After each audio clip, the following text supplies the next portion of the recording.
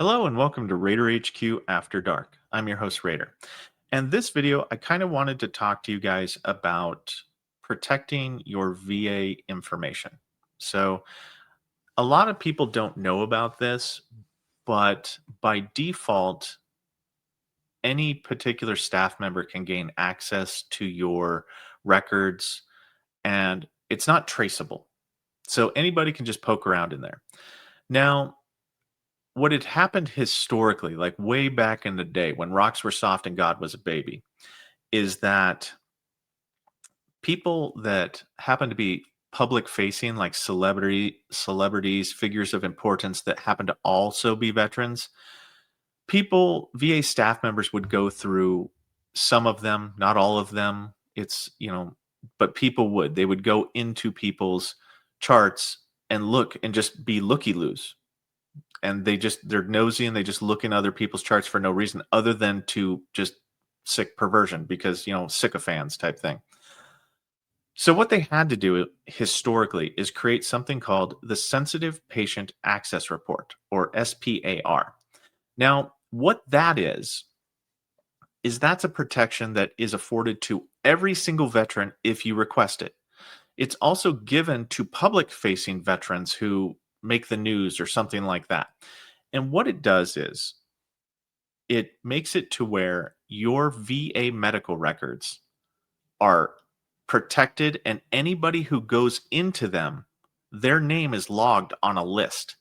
And you can request a copy of that list and audit that list. Now, the Release of Information Department is who controls this particular process. So if you want to have your files made sensitive, then you would go to the I want to say regional office, but it's the main center. Like not every single healthcare center has a release of information department. It'll be at the main hub of the VA medical in your state. So what you would do is go there and just ask them to have your records be made sensitive. So once you get your records sensitive, you know, the anytime that a staff member wants to, and this happens for the VBA and the VHA, anytime a VBA staff member accesses your records, they have to check a box, yes or no. Do this person's thing is flag sensitive. Do you want to still access this record? If you say yes, then your name gets put on a list. Now, what this is good for is this is good for individuals that are like on YouTube. So this PSA is for general veterans, but if you are a YouTuber and you are a veteran and you let people in, if people can figure out who you are, like who your first name is, what your last name is, then you are vulnerable to this. Now I know I'm going to take some time right here and go, there's all the white knights and virtue signalers are going to come flying into the chat and they're going to say, well, this doesn't happen. It doesn't. It does not happen. None of this happens. How dare you? How dare you misrepresent this? They made an entire process for this because it happens. Okay?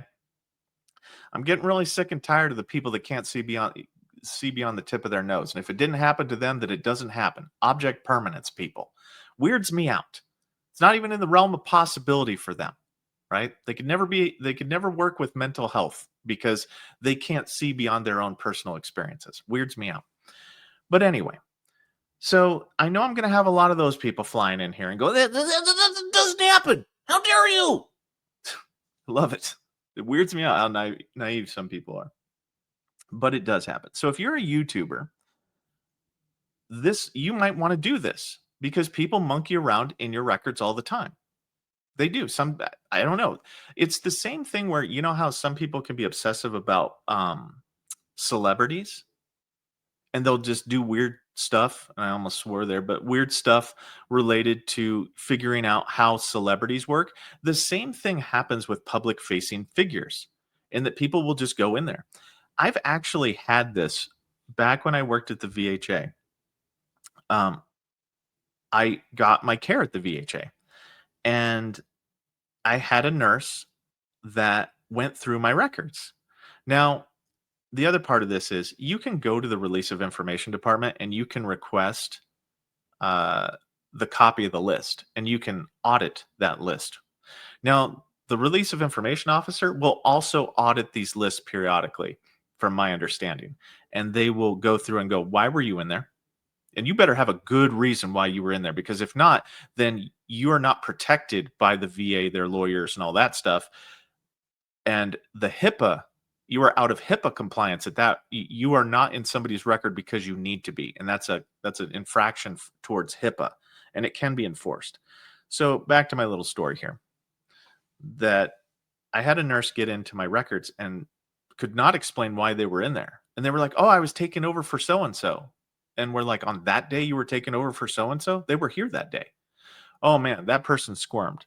But anytime that you're a VA employee, your stuff is automatically made sensitive. But which is a nice little thing for staff members. But for um for YouTubers, for public facing figures, people that happen to be veterans, like this is also for Lieutenant Dan. Like Lieutenant Dan should also, if he hasn't done so, make his stuff sensitive, because with as much frustration as people have towards Lieutenant Dan, there are people that are going through his record. They will figure out who he is. They will figure out his social. They will figure out, like, there are ways to data mine things like you wouldn't believe.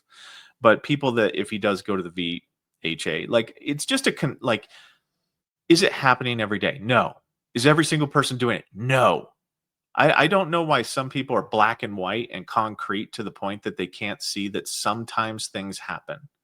And I know it's not like, it might be 10% of the time, but and some individuals might go, well, that's only 10% of the time. Why do you care? Well, because that 10% is very egregious. So we should be concerned about the 10% because it's so egregious. Thank our Lord and Savior that it doesn't happen more than X percent, but we need to be cognizant of it. Because if you're just fat, dumb, and happy walking through life, just not concerned about things, then okay, cool. You know, the victim of impossibilities all the time. Well, that can't happen. That can't happen. No way on earth can that happen. And then you become the victim to it. I don't know. I I know I'm kind of a little salty today, but it's just because, I mean, I spend time teaching my children to see things for how they are, to look for, what is the possibility. I never want to walk into a situation and have a misconception about it and be the victim of that misconception. Consider it my anxiety disorder, but it has served me well. Um, but anyway, back. Oh man, we're rambling. But anyway, back to this. So this is something that you would go once again to your release of information department at the main complex, the main VHA complex, and have the healthcare center's release of information department, uh, you know, fill out the form to have the sensitive patient access report turned on. Now, you would think that it's turned on all the time. It should be. We should all have that accountability, but it's not. It's only if you're, a VA employee or that you're public facing. Now, one thing I didn't say is this automatically gets turned on when a veteran makes the news, good or bad. So if a veteran makes national news, then they'll flip this on immediately as soon as they can, because people are vulnerable to, corruptibility. And, sometimes they'll just go in there and look around real quick and then gather as much information as they can and then go to a news agency or something. This actually happens. It's part of the reason why the sensitive patient access report was created. No, it wasn't. Okay, cool. It just bothers me. I don't understand that. I guess there's a whole different spectrum of people on the internet, and I'm just not used to that particular spectrum.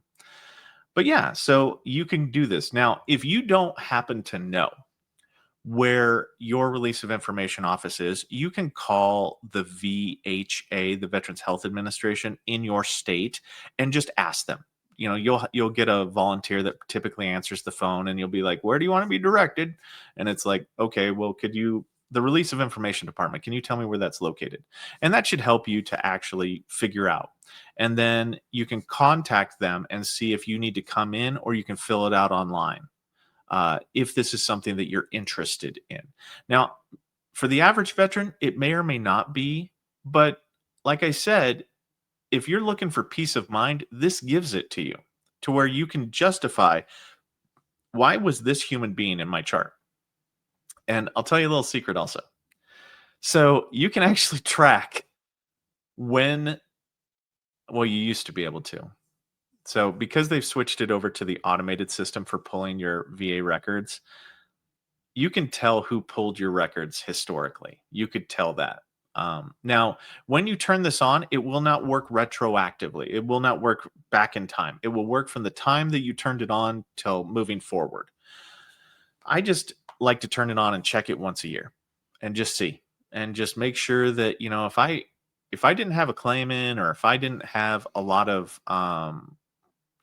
VA appointments during a certain month and I'm seeing a lot of activity in there, then I'll just review it and go, why is this person in there?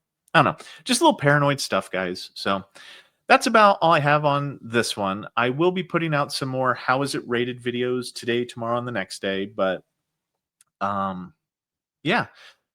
Anyway, that's about all I got for you today. I can't wait to see the comment section. Raider out.